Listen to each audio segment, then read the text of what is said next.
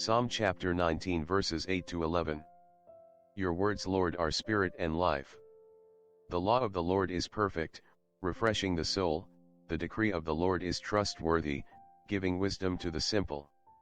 The precepts of the Lord are right, rejoicing the heart. The command of the Lord is clear, enlightening the eye. The fear of the Lord is pure, enduring forever. The ordinances of the Lord are true, all of them just. They are more precious than gold, than a heap of purest gold, sweeter also than syrup or honey from the comb. Between the tent of meeting and the altar there was a basin filled with water where priests washed their hands and feet before entering the tabernacle and again before returning to serve at the altar.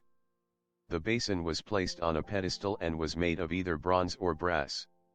The metal was acquired by melting the highly polished metal mirrors brought from Egypt and donated by the Israelite women. The basin was a symbol that showed that the priests need to be cleansed before entering the holy place.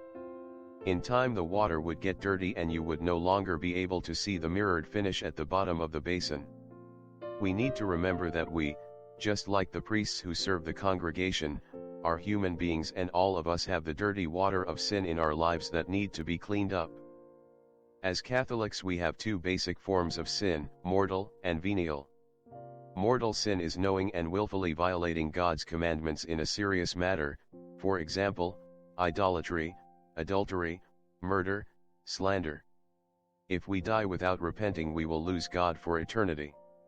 However, by turning back to Him and receiving the sacrament of penance of reconciliation we are restored to His friendship.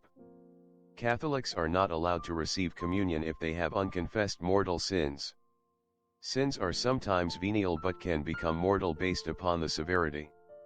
If you gossip about person in trivial matters, that would be a venial sin, but if you gossip about a person with the intent of destroying their reputation, that would make the gossiping sin a mortal sin. The Catechism of the Catholic Church section 2303 tells us, deliberate hatred is contrary to charity.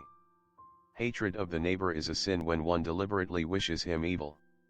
Hatred of the neighbor is a grave sin when one deliberately desires him grave harm. Since we all have a tendency to sin, how do we clean up the dirty water of our sinful life? Reading the Bible is a good place to start. It gives us the opportunity to rediscover God's truth and the perfection of His Word. Availing yourself of the sacraments such as attending Mass might clear away venial sins. Availing yourself of the sacrament of reconciliation and confessing mortal or venial sins would certainly restore your friendship with God. Verse 7. The law of the Lord is perfect, refreshing the soul. The decree of the Lord is trustworthy, giving wisdom to the simple. We oftentimes think of law as somehow restricting or limiting our options. Not so, laws can be very freeing.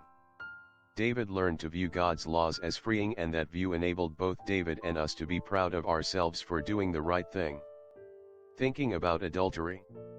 Read 2 Samuel chapter 11, and following about what happened to David and his family as a result. Bet you change your mind quickly.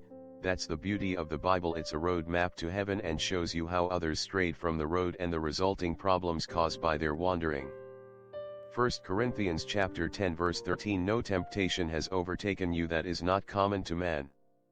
God is faithful, and He will not let you be tempted beyond your strength.